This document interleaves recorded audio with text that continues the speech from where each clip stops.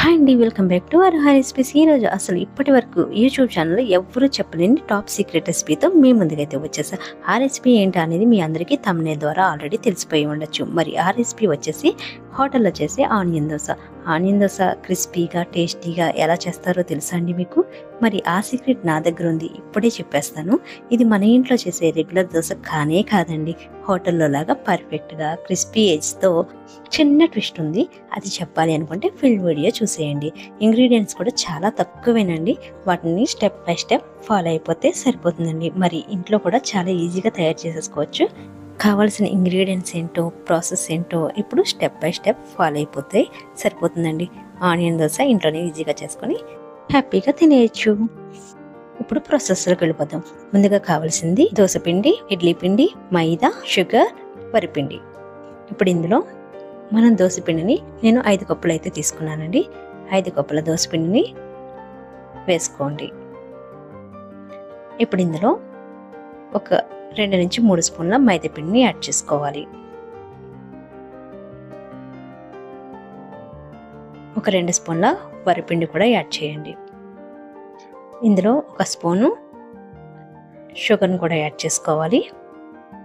ఇందులో ఇప్పుడు నేను 2 కప్పుల ఇడ్లీ పిండిని కూడా యాడ్ చేస్తున్నానండి.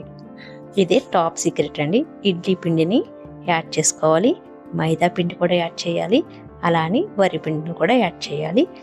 షుగర్ని మిక్సీ పట్టేసి ఆ పొడిని కూడా ఒక స్పూన్ యాడ్ చేసుకోవడం వల్ల దోశ అనేది మంచి ఫ్లేవర్ వస్తుందండి. దీంట్లోకి నేను ఆనియన్స్, పచ్చిమిర్చి, క్యారెట్ తురుము కూడా పక్కన పెట్టుకున్నాను. ఇప్పుడు దోశ అనేది వేసేసుకుందాం. ఐరన్ ప్యాన్ తీసుకుని దానికి ముందుగానే ఆయిల్ అనేది లైట్గా అప్లై చేసేయండి. ఇలా అప్లై చేయడం వల్ల ఐరన్ ప్యాన్లో ఉన్న ఫ్లేవర్ అనేది బయటకు వస్తుందండి. అప్పుడు కొంచెం వాటర్ అనేది చిలకరించి, అలా వాటర్ అనేది చిటపటలాడుతున్నప్పుడు దోశ అనేది వేసుకోవాలండి. ఇలా దోశ వేసిన తర్వాత ఇప్పుడు ఇందులో ఆనియన్స్ని యాడ్ చేసుకోండి. కొంచెం క్యారెట్ తురుము మీకు ఇష్టం ఉంటే వేసుకోండి, లేకపోతే లేదు. హోటల్లో అయితే లైట్గా ఒక్కొక్క చోట వేస్తారు, ఒక్కొక్క చోట వేయరండి. సో మీకు నచ్చితే మీరు కూడా వేసుకోవచ్చు. ఇప్పుడు కొంచెం కాలిన తర్వాతే దోశ పైన ఆయిల్ అనేది అప్లై చేసుకోవాలి. ఇప్పుడు చూడండి, దోశ పర్ఫెక్ట్గా కాలిపోయింది.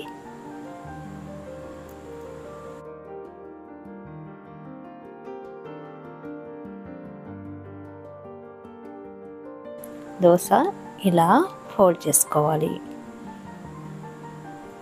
ఇక్కడ చిన్నగా మడత పెట్టి దాన్ని మిడిల్లోకి వేస్తే దోశ అనేది రెడీ అయిపోయిందండి. మీకు కూడా ఈ దోశ బ్యాటర్ అనేది నచ్చినట్లయితే ప్లీజ్ నా ఛానల్ సబ్స్క్రైబ్ చేసుకొని మీ ఫీడ్బ్యాక్ని నాకు కామెంట్ రూపంలో చెప్పండి. మీ ఫీడ్బ్యాక్ అనేది నాకు చాలా అవసరం అండి. ఈ జర్నీలో మీరు చాలా హెల్ప్ చేసిన వాళ్ళు అవుతారు. ప్లీజ్ నా ఛానల్ సబ్స్క్రైబ్ చేసుకుని లైక్ చేసి షేర్ చేసి నాకు సపోర్ట్ చేయండి.